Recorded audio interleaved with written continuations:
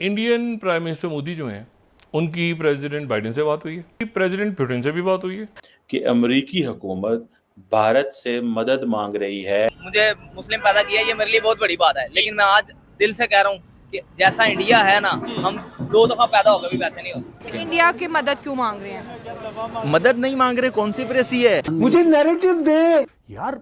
दुश्मनों के तोते उड़ गए। लोग कह रहे हैं कि कर क्या दिया भारत ने। आपको पता था कि अमेरिकन आप पे दबाव डालेंगे, आएंगे।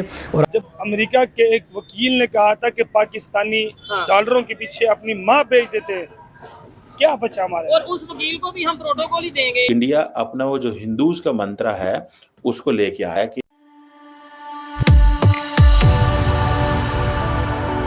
जय हिंद दोस्तों, मेरे चैनल मोदी डिश में आपका स्वागत है।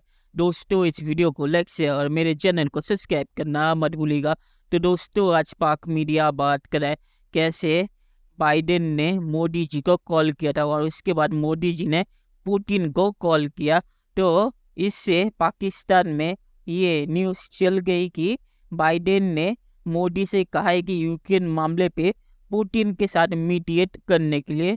तो पाक मीडिया आज इस पे बातचीत कर रहा है और पाकिस्तानी मीडिया ये भी कह रहा है कि इससे पता चलता है कि मोदी आज एक ग्लोबल लीडर बन गया। और पाकिस्तानी मीडिया ये भी कह रहा है कि मोदी ने बाइडेन के साथ बांग्लादेश में जो माइनॉरिटीज खासकर हिंदूज के साथ हो रहा है उसके बारे में बातचीत की। और पाकिस्तानी मीडिया का एक बंदा इस पे कॉन्स्पिरेसी भी कर रहा है।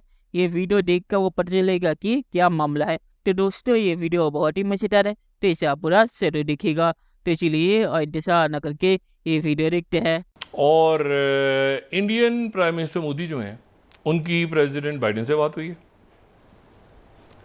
उनकी प्रेसिडेंट पुतिन से भी बात हुई है कि अमेरिकी हुकूमत भारत से मदद मांग रही है कि रशिया और यूक्रेन के दरमियान कोई पीस डील निगोशिएट करवाएं। दोस्तों, क्या बात है, वो दुनिया की 2 बड़ी सुपर पावर्स उनके दरमियान जो है वो पीस डील्स कराएगा। ठीक है, और अल्लाह ने मुझे मुस्लिम पैदा किया ये मेरे लिए बहुत बड़ी बात है, लेकिन मैं आज दिल से कह रहा हूँ कि जैसा इंडिया है ना, हम 2 दफा पैदा होकर भी वैसे नहीं होते। भाई मेरे जितने भी खड़े हैं ये सारे बेचारे बेबस हैं, कुछ भी नहीं कर सकते। मुझे नैरेटिव दे, मुझे वफाकी हुकूमत नैरेटिव दे। यार, दुश्मनों के तोते उड़ गए। लोग कह रहे हैं कि कर क्या दिया भारत ने। ये है क्या मामला? हर चीज के पीछे कॉन्स्पिरेसी होती है। कॉन्स्पिरेसी कौन करता है? कौन करता है? यूएस से। अच्छा, फिर यूएस से क्यों करता है कॉन्स्पिरेसी? हाँ। सुपर पावर है, अपनी अच्छा। पावर दिखाने के लिए। हाँ। पावर दिखा रहा है वो, इंडिया पे भी दिखा रहा है। हाँ। सब पे दिखा रहा है। लेकिन इंडिया तो उसके पावर में नहीं आ रहा है। इंडिया ने यूएस ने तो ये भी कह दिया था रशिया से ऑयल ना खरीदो। मोदी साहब ने जम के तेल खरीदा। ये सिर्फ कहने की बातें हैं कि इंडिया या पाकिस्तान उसकी पावर में नहीं आते। सब आते हैं, ईरान, इंडिया, पाकिस्तान, पूरा एशिया यूएसए की पावर में ही है। लेकिन आज अगर यूएस इतना पावरफुल है तो मोदी साहब के पैरों में क्यों बैठा हुआ है? पैरों में कहाँ बैठा है वो? आपको लग रहा है? हाँ। आपको लगता है वो बैठा है? हाँ। कॉन्स्पिरेसी एक चीज होती है, मैं वही समझाना चाह रहा हूँ। कॉन्स्पिरेसी है वो उसकी। इंडिया की मदद क्यों मांग रहे हैं? मदद नहीं मांग रहे, कॉन्स्पिरेसी है। आपको पता था कि अमेरिकन आप पे दबाव डालेंगे, आएंगे और आपके लिए प्रॉब्लम पैदा होंगे। अगर आपको ये नहीं पता था तो आप दुनिया के ऑलरेडी खैर कहने की जरूरत। हम एक नंबर के ठर की बाज हैं। अच्छा। एक नंबर के भिखारी हैं, एक नंबर के हम जो ना टट्टे पोश हैं। ये मैं सीरियस कह रहा हूँ। ठीक हो गया जी। देखिए, अवाम इस हम गुस्से में, और ये अगर कह रहे हैं ना मैं बेकारी हूँ, मैं चोर हूँ, तो ये कोई बड़े खुशी से नहीं कह रहे। अंदर से दिल इनका आप बड़ी खुशी से फखर से कह रहे हैं। फखर से क्या, अल्लाह के बंदे, जब अमेरिका के एक वकील ने कहा था कि पाकिस्तानी डॉलरों के पीछे अपनी माँ बेच देते, क्या बचा हमारे? और उस वकील को भी हम प्रोटोकॉल ही देंगे। इधर आएगा, मतलब वो प्रोटोकॉल क्या, हम उसके उठाएंगे, यूं तोलेंगे। हमारे वजीर आजम भी तोलेगा, हमारा आर्मी नहीं, चीफ हम भी सब डरते। हम अमेरिका से क्यों डरते हैं? गुलाम है हम। जो 1947 में आजाद नहीं थे, आजाद किधर है? पाकिस्तान आजाद नहीं है। आजाद है। ये अमेरिकी कहते हैं कि जी इंडिया का जो वजीर आजम है वो मैसेंजर ऑफ पीस है। उनका जो रीड आउट है उसमें बांग्लादेश का जिक्र है कि बांग्लादेश के हवाले से बात हुई है, पर्टिकुलरली माइनॉरिटी हिंदूज की वहाँ पे हेल्प करे। सो इंडिया अपना वो जो हिंदूज का मंत्र है उसको लेके आया कि, और साथ ही फिर मोदी साहब ने पुतिन को भी कॉल मिला दी। एक अमेरिका ने और इंडिया ने एक ओपन स्टेटमेंट्स जारी कर दी हैं अब सीक्रेट डिप्लोमेसी होगी। अमेरिका यूक्रेन को अगर किसी बात पर राजी करना है, पहुंचाना, उसमें अमेरिका का अमल दखल होगा और अमेरिका ये कहेगा, अमेरिका की सपोर्ट चाहिए होगी। और अगर रशिया को किसी बात पर लाना है तो उसमें इंडिया की सपोर्ट चाहिए होगी, इंडिया को उसको मनाना पड़ेगा। कि इंडिया क्या कर सकता है रशिया को चुप करवाने में, कि बाइडेन चाहता है जंग बंद हो ताकि मेरी लेगेसी में ये ना आए कि मेरे दौर में जंग जो शुरू तो हुई थी लेकिन मेरे दौर में ख़त्म भी कराने की मैंने कोशिश की। The Americans have requested India, it means के अमेरिकन्स की अब मुश्किलात उनके लिए ज़्यादा हैं।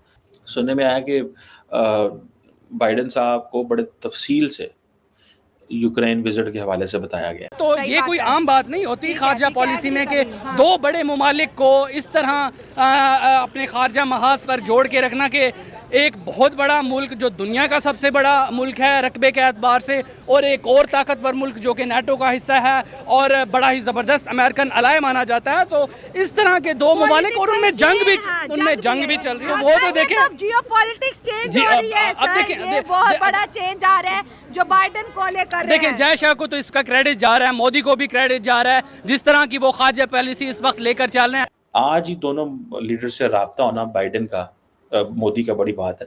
Indian foreign office and Indian PM वो तो बहुत मसरूफ रहता है, कोई कॉलें आ रही हैं, कोई कॉलें जा रहे हैं। साडा वज़ीर आज़म तो बेचारा उत्थे ही फिरदा कि न्यारी पाए खा रहा होना, चौल खा रहा होना, उन्होंने कहना ठीक है बिरयानी दोपहरी चलेगी। लेकिन एक चीज़ की क्लैरिटी ज़रूर है कि नरेंद्र मोदी जो है वो सेंटर स्टेज ले गया। हमारे यहाँ तो 2-3 सूबों में एक जो कहना यकजाई मुमकिन नहीं हो पा रही, वो मुल्कों को मिलाने पर Modi is growing up as a global leader, that is huge thing. इस वक्त देखें किस खूबसूरती से बेवकूफ बनाया जा रहा है।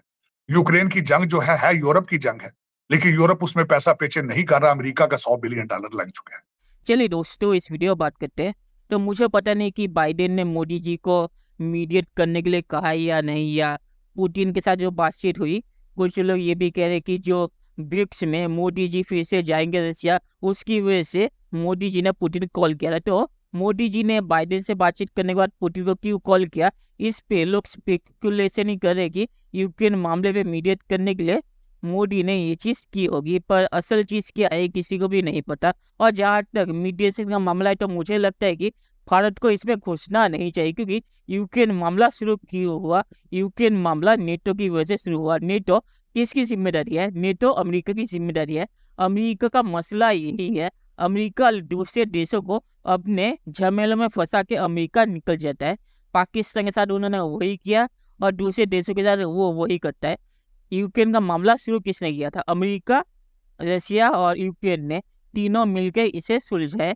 भारत को इसमें घुसना ही नहीं चाहिए, क्योंकि भारत फिर इस झमेले में फंस जाएगा। तो मीडिएशन भारत को मेरे मुताबिक नहीं करना चाहिए। अमेरिका का प्रॉब्लम है, अमेरिका सुलझाए। और आखिर में मैं सिर्फ यही कहूँगा कि पाकिस्तान के जिस बंदे ने इस पे भी कॉन्स्पिरेसी शुरू कर दी, तो उस बंदे के मुताबिक तो हर चीज़ ही कॉन्स्पिरेसी है। तो मोदी जी को जो बाइडेन और पुतिन ने कॉल किया था, या पुतिन को मोदी जी ने कॉल किया, तो ये भी उसके लिए कॉन्स्पिरेसी है। और पाकिस्तान को ही कॉल इसीलिए नहीं करा क्योंकि सबको पता है कि पाकिस्तानी पीएम को कॉल करेंगे तो दूसरी तरफ से पाकिस्तानी पीएम भीख मांगना शुरू कर देंगे, और ये पाकिस्तानी पीएम ने ही कहा है। तो चलिए देखते हैं कि फ्यूचर में क्या होता है। दोस्तों, ये वीडियो देखने के लिए बहुत शुक्रिया, और हमारे चैनल सब्सक्राइब करना मत भूलिएगा। Thank you very much.